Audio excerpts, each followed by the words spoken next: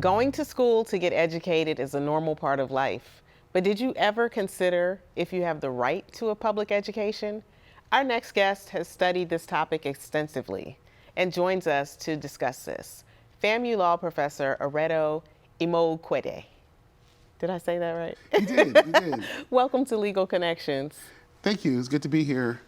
When did you become interested in the law? Well, I first became interested in the law as a child. I grew up in Chicago, well, just outside Chicago, Illinois, born and raised in Chicago and in the south suburbs. But when Harold Washington became mayor, one of the things that really just captivated everyone's imagination for possibilities. And I was so excited to say, okay, I was asking my parents, what did Harold Washington do before he became first black mayor of Chicago? And they told me he was a lawyer. I said, okay. Later on, being in the land of Lincoln, learned about Abraham Lincoln. Like, what did he do? He was a lawyer. And my dad eventually started to realize a pattern that a lot of people I admired and was excited about their accomplishments were lawyers. He's told me that years later.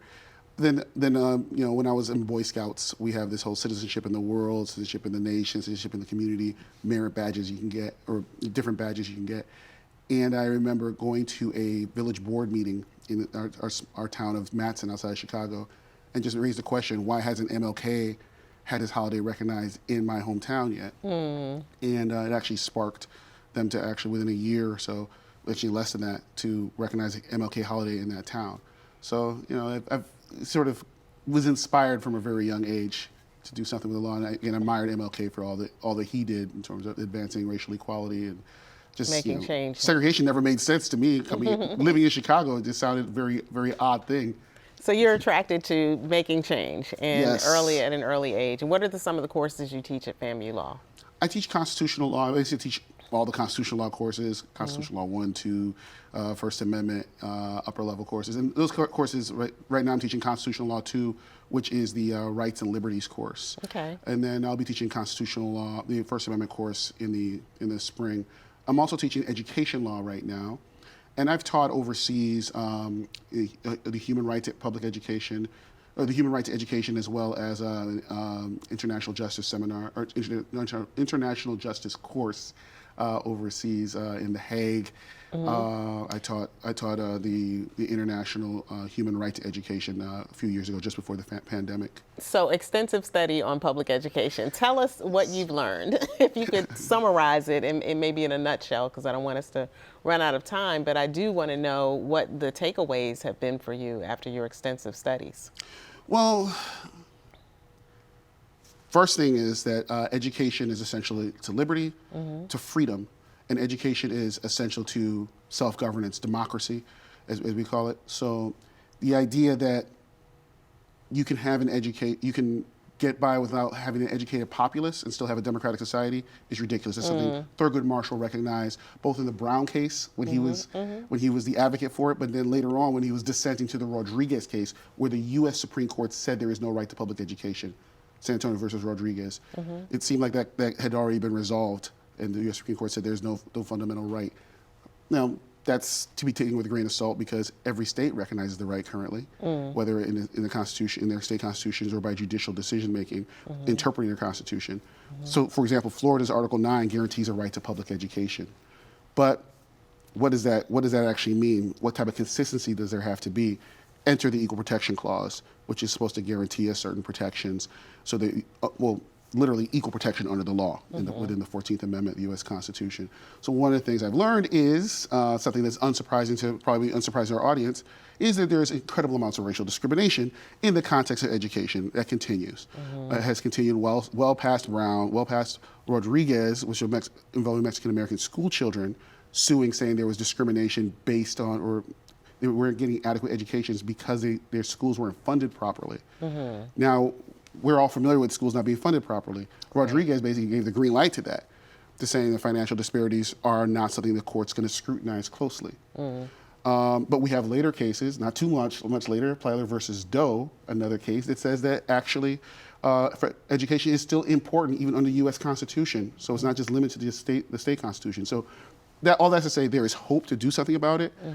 But in the context of things like the school to prison pipeline, where certain zero tolerance policies are known to target Black and brown children, we know that the reality is that it's an ongoing fight to make sure that the regulatory agencies, the school districts, and the states that are responsible for providing education are actually doing their job. And that's part of my mission as I do my scholarship, is to do just that.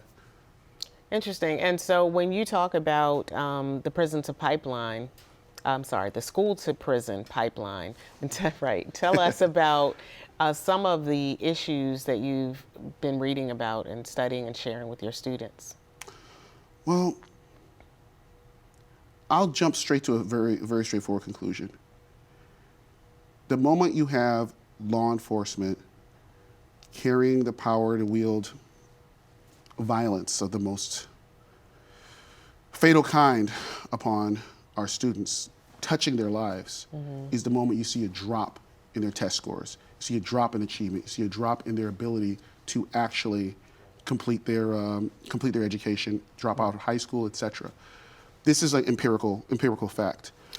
I want to cut in just there, because where we're talking about the discriminatory policies that still exist in some educational institutions, or in the policies, to enter into them, what you're saying is there's another layer, not only the discriminatory educational practices, but the other layer is the security, the safety of the children is taken to another level when we have police on the school grounds. Yes. Quite a bit of information, and these are loaded questions, and I know you can't fully answer them here, but is there anything you'd like to add?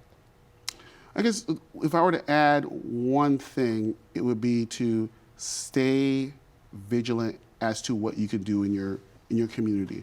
Participate in the school board meetings. Show up for the town hall meeting. So that when the Orlando Commission meets, show up and let your voice be heard. You have folks out there who care deeply about education but feel that their voices cannot be heard.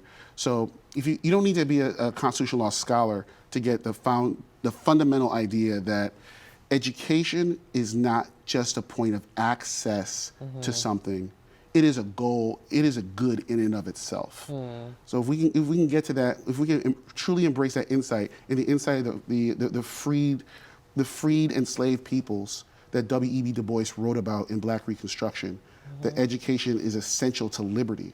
I mean, I guess there's two things, because one thing I want to make sure everyone makes sure they get is the education system in the Southern United States exists only because of the efforts of freed enslaved people to push for education and get that support on the national level and from their allies. Before the Civil War, education was not seen across the South as something that was a public good, and therefore public education did not exist. We cannot go back to those days. Thank you so much for sharing and putting this on in the forefront for us to go back and study and see how we can participate in improving these systems. Thank you. Thank you.